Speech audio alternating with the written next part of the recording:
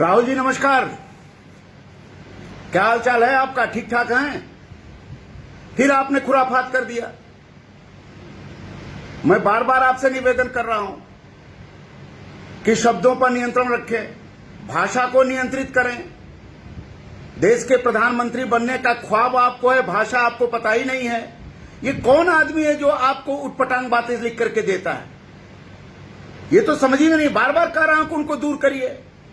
देश का प्रधानमंत्री बनने वाला व्यक्ति अपने भाषा पर नियंत्रण नहीं रखेगा तो देश का नेतृत्व कैसे संभालेगा? मैं तो आपका सबसे बड़ा फैन हूं, ये आप जान जाइए। आप मोदी को कह रहे हैं सरेंडर मोदी। मोदी सरेंडर मोदी हैं?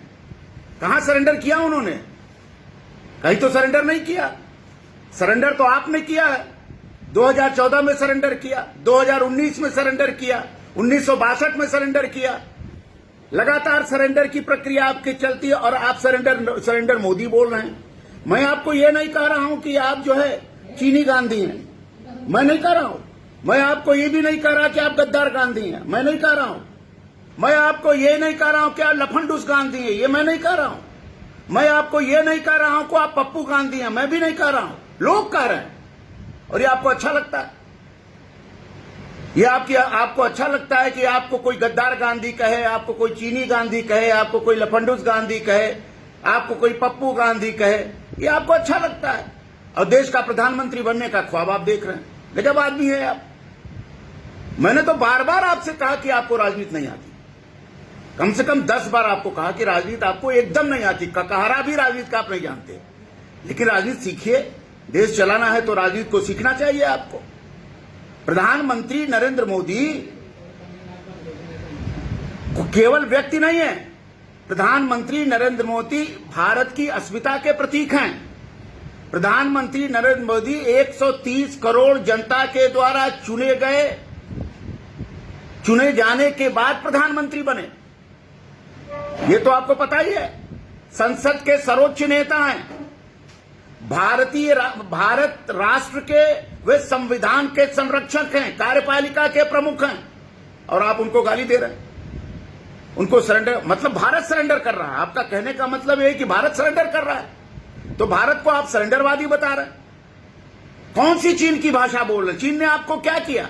मुझे मालूम है कि आपने चीन के समझौते हैं, मुझे यह पता है कि आपके चीन में MOU है, यह सब चीजें कोई बात नहीं। लेकिन कम से कम भारत के साथ तो खड़े रहिए। भारत की सेना के साथ तो खड़े रहिए। भारत की सेना पर आप लांछन लगा रहे हैं कि भारत की सेना सरेंडर कर। युद्ध बॉर्डर पर जो झगड़े हुए, वो झगड़े नरेंद्र मोदी ने नहीं किया, वो झगड़े भारतीय सेना ने किया। भारतीय सेना और चीनी सेना के बीच में झड़प हुई, तो सरेंडर किसको कहने को कर रहे हैं? मोदी को। सरेंडर तो भारतीय सेना करेगी, या जीतेगी या हारेगी। तो आप भारतीय सेना पर लांछन लगा रहे हैं। वही भारतीय सेना है जिसने आपकी इंदिरा जी की अगुवाई में पाकिस्तान के 2 टुकड़े कर दिए थे। वही भारतीय सेना है। वही भारतीय सेना है जो कश्मीर में आतंकवादियों को जड़ से उखाड़ के फेंक रही है। वही भारतीय सेना है। वही भारतीय सेना है जो आपके परदाता पंडित जवाहरलाल नेहरू को 1962 में अंतिम समय में लाज बचाने का काम किया था। वही भारतीय सेना है। अब 1962 की भारतीय सेना, 2020 की भारतीय सेना में बहुत अंतर है, ये जान जाइए। और दूसरी बात यह कि आपको सरकार क्यों सब चीज बताए? आप विपक्ष के नेता भी नहीं है। आपकी पार्टी उस लायक नहीं कि संसद में विपक्ष का नेता हासिल कर सके, और आप सब जानना चाहते हैं। आपको ये समझ में आ रहा है? नहीं समझ में आ रहा है। राहुल जी, देश की राजनीति बदल चुकी है। देश राष्ट्रवाद के वर्ज पर खड़ा है। राष्ट्र के खिलाफ जो बोलेगा उसका सफाया होगा, ये भी देश की जनता बता रही है। पुलवामा कांड में आपने देखा था। आप जितने नरेंद्र मोदी को गाली देंगे उतना ही नरेंद्र मोदी मजबूत होंगे, ये देश ने बता भी दिया है। फिर भी आपको समझ नहीं आया। आपने कभी चोर कह दिया, कभी नपुंसक कह दिया, कभी सरेंडर गांधी कह दिया। आप तो खुद सरेंडर गांधी हैं, लगातार सरेंडर कर रहे हैं। और देश के 140 वर्ष पुरानी कांग्रेस को नष्ट करने पर आप तुले हुए हैं। मैं सोनिया माता जी से निवेदन करना चाहता हूं कि कृपा करके अगर कांग्रेस को जीवित रखना है तो कोई दूसरा नेता तलाश करें। ये राहुल गांधी के बस की कांग्रेस नहीं है। हम लोगों को बहुत कष्ट है, हम उनके संसदीय क्षेत्र के लोग हैं। आपने उनको सरेंडर करने की, सरेंडर मोदी की बात की तो इसका मतलब उनका पूरा संसदीय क्षेत्र सरेंडर कर गया।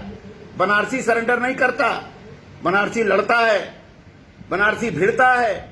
और बनारस ने 2 बार 2014, 2019 में आपको पटकनी दी है कि जमानत भी जब्त हो गई आपकी।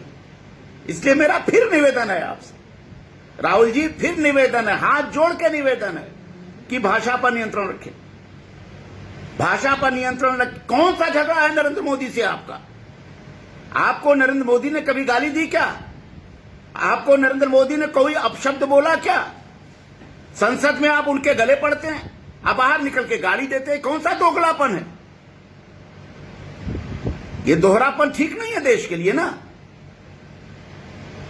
अगर प्रधानमंत्री बनना है तो सत्ता चलाने की कला सीखिए, और न हो तो किसी विश्वविद्यालय के, किसी राजनीति विज्ञान के प्रोफेसर से जाके सीख लीजिए, पढ़ लीजिए। पढ़े लिखे तो है नहीं आप, पढ़ना लिखना आपको आता नहीं, दस्तखत करना जानते नहीं, और आप किसी को सरेंडर मोदी, किसी को चोर मोदी, किसी को नपुंसक मोदी, न जाने क्या क्या बकवास आप करते रहते हैं। हे बकवास गांधी जी, आपसे करबद्ध निवेदन है कि कृपा करके भाषा पर नियंत्रण रखें। देश इस समय दोहरे संकट में है, एक तो महामारी का संकट है, दूसरा सीमा पर दोनों तरफ से तनाव है, पाकिस्तानी सीमा पर भी तनाव है, चीनी सीमा पर भी तनाव है। कश्मीर में आतंकवादियों से झगड़े सेना कर रही है, सेना अपनी सुरक्षा, देश की सुरक्षा में अपना सर्वोच्च बलिदान दे रही है। परिवार का परिवार देश के लिए बलिदान हो रहा है, और आप देश की सेना के बलिदान पर आपकी थोड़ी सी भी दृष्टि नहीं है। आपने एक बार भी, राहुल जी, एक बार भी आपने भारतीय सेना के बहादुर जाबाज बलिदानियों की प्रशंसा नहीं की है। यह पूरा देश आपको देख रहा है। एक बार तो मुंह खोल दीजिए कि जो जिस मां का बेटा भारत माता के चरणों में कुर्बान हो रहा है, जिस बहन का भाई भारत माता के चरणों में कुर्बान हो रहा है, उसकी पीड़ा को भी तो समझिए राहुल जी। इससे सत्ता आपको नहीं मिलेगी। लिख लीजिए, आप एकदम लिख लीजिए कि 2024 में 2019 से भी बुरी गति आपकी होनी है। और उत्तर प्रदेश में जिस योगी सरकार को आप घेरने का प्रयास कर रहे हैं, निश्चित मान लीजिए कि अगले विधानसभा उत्तर प्रदेश चुनाव में योगी जी की अगुवाई में उनकी पार्टी फिर 2/3 बहुमत प्राप्त करेगी। यह मैं आपसे निवेदन पूर्वक कह रहा हूं। इसलिए अगर आपको सरवाइव करना है तो भाषा पर नियंत्रण रखें, यही कहना मुझे था, और यही मैं करके बनारस से मैं आपको यह संदेश देना चाहता हूं। बहुत बहुत धन्यवाद। जय हिंद, जय भारत।